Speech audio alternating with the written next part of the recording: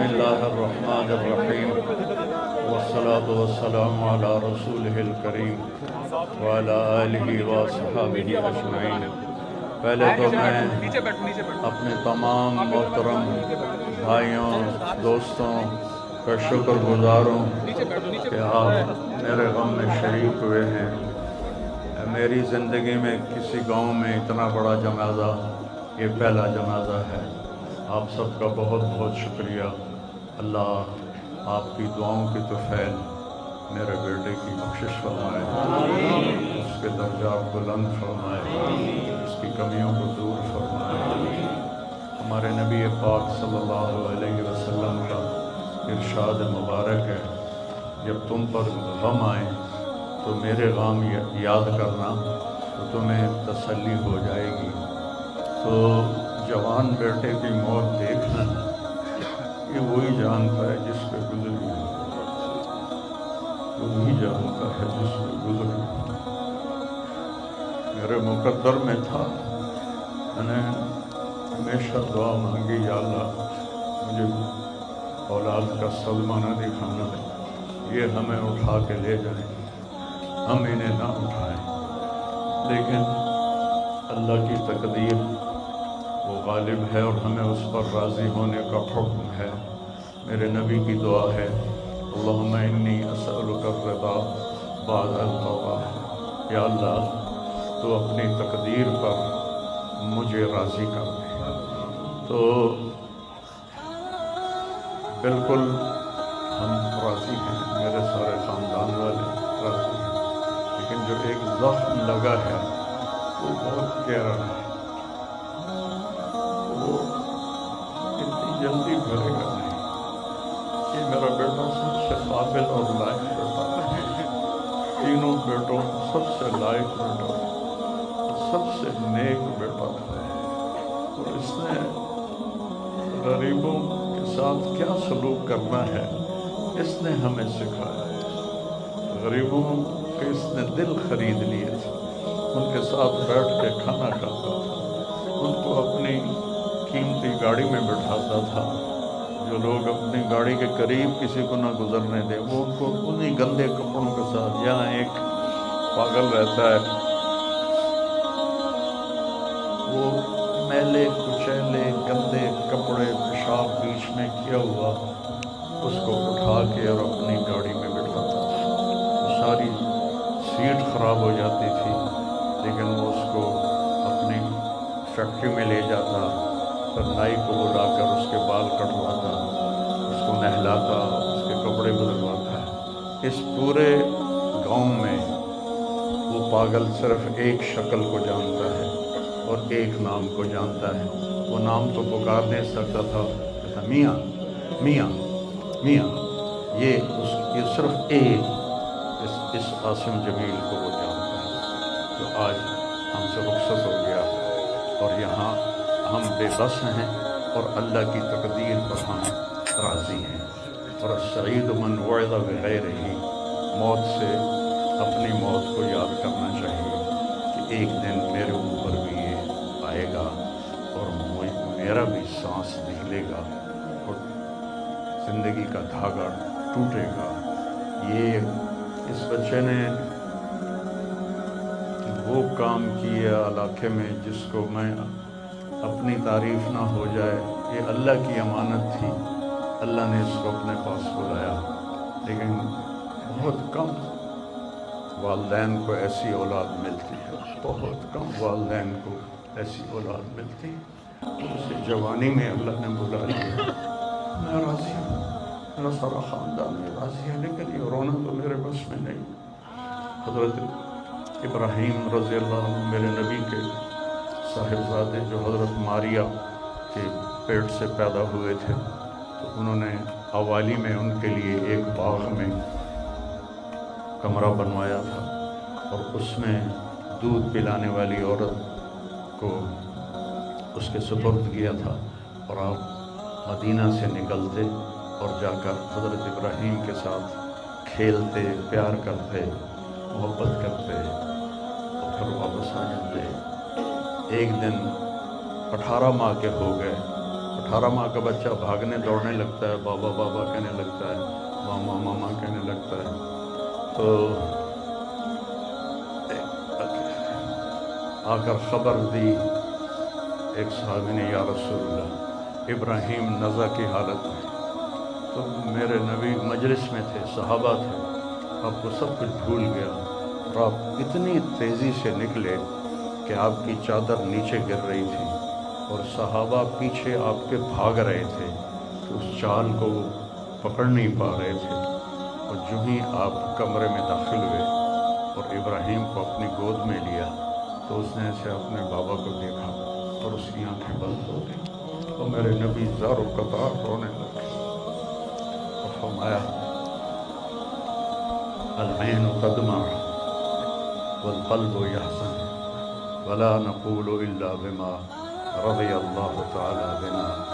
इब्राहीम, बड़ा दुख दे के जा रहे हो, आँख अश्कबार है और दिल ज़ख्मी है, लेकिन हम वही कहेंगे जो अल्लाह कहता है कि हम अल्लाह की तकदीर पर राज़ी हैं। जब उनकी तदफीन का वक्त आया तो आप उनकी कब्र में उतर नहीं सके गम की वजह से।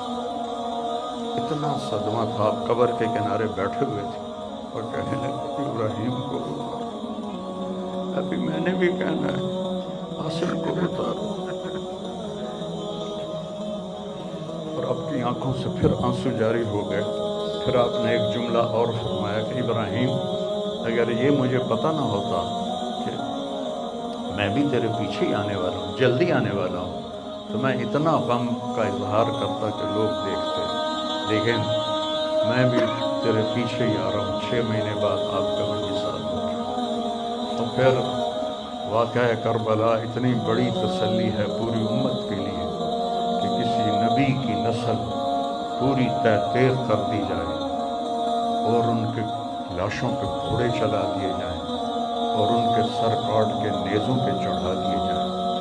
आखिरी वक्त में इमाम अली अलैहिस्सलाम ने, एक बच्चा बच गया था अब्दुल्ला 2 साल का, तो आपने फरमाया, मेरा बच्चा मुझे मिला था।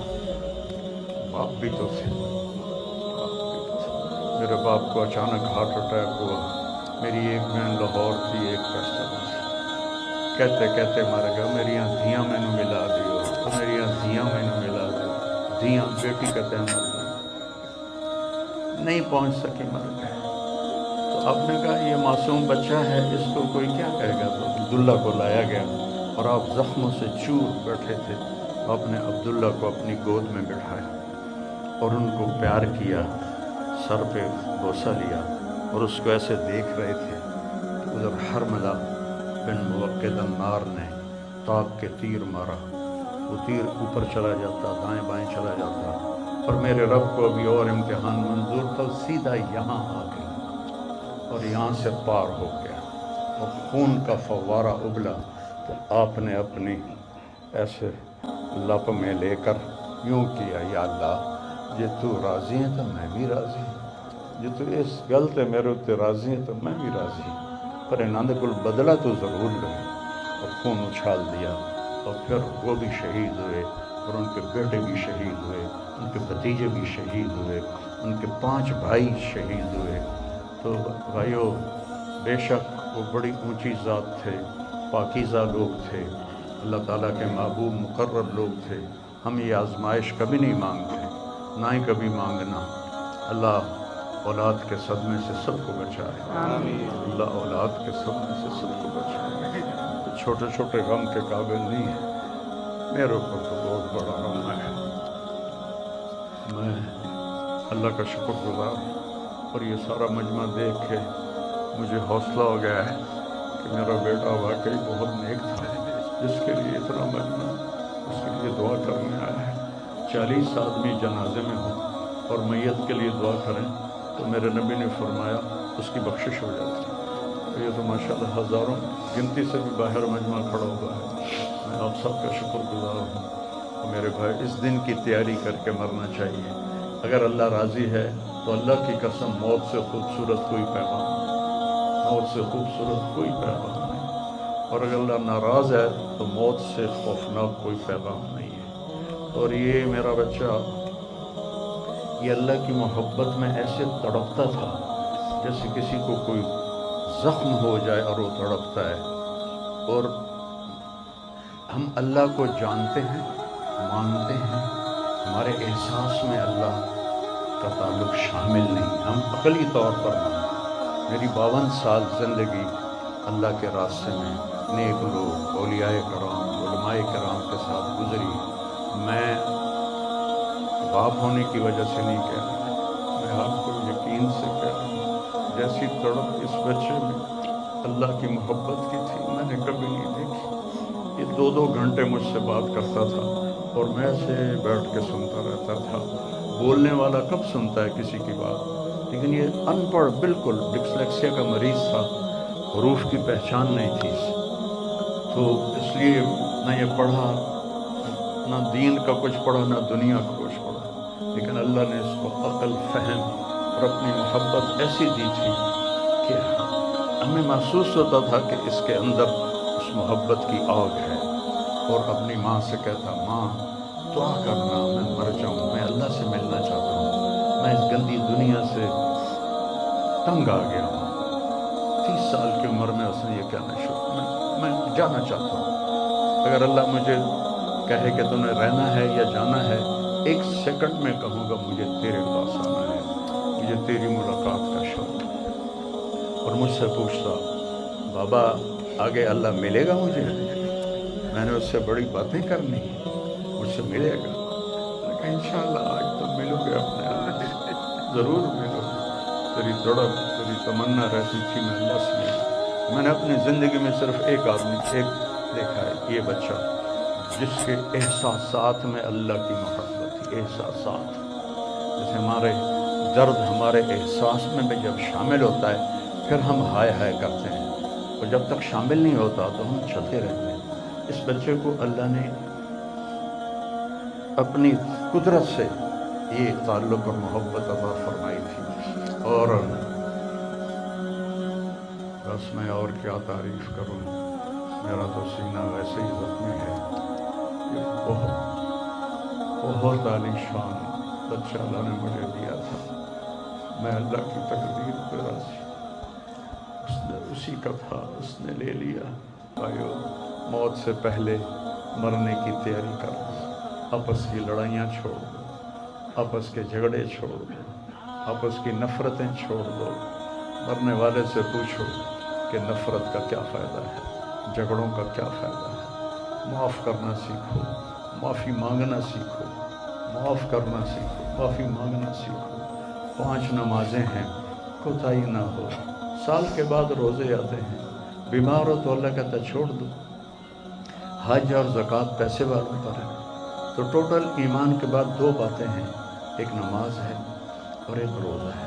اور اس کے بعد ایک حدیث میں سنا کر ہم جنازہ پڑھتے ہیں. میرے نبی نے فرمایا 4 باتیں سیکھ لو مجھ سے. 4، اب 5ویں بھی نہیں، 5ویں نہیں، 4 انگوٹھائیں کر کے کہ 4 باتیں مجھ سے سیکھ لو تو پھر دنیا بھی تمہاری ہے، آخرت بھی تمہاری. صدق و حدیث، ہمیشہ سچ بولنا، ہمیشہ سچ بولنا. آج نیت کرتے ہو؟ حفظ و امانت، کسی کو دھوکہ نہ دینا، کسی کے ساتھ 2 نمبری نہ کرنا، کسی کو اپنے مفاد اور پیسے کے لیے، اپنے منصب کے لیے اس کے ساتھ دھوکے بازی نہ کرنا. تیسری بات حسن و خلیقت، اپنے اخلاق اچھے رکھنا. گالی، غیبت، الزام تراشیاں، جھگڑے، یہ چھوڑ کے اچھے اخلاق والے بن جاؤ. اور چوتھی بات فرمایا عفۃ فی طعمۃ، رزق حلال کماؤ. اب سارے مجمع سے میری اپیل ہے، آج کے بعد نماز پکی کرنی ہے اور سچ بولنا ہے اور کسی کو دھوکہ نہیں دینا اور اپنے اخلاق اچھے کرنے ہیں. کسی کو گالی نہیں دینی، کسی کو بے عزت نہیں کرنا اور رزق حلال کمانا ہے. تو انشاءاللہ میرے نبی کا وعدہ ہے، دنیا بھی تمہاری ہے، آخرت بھی تمہاری ہے. آؤ ہم اپنے بیٹے کو رخصت کریں. کبیر میں درود شریف پڑھتے ہیں، جو بھی یاد ہو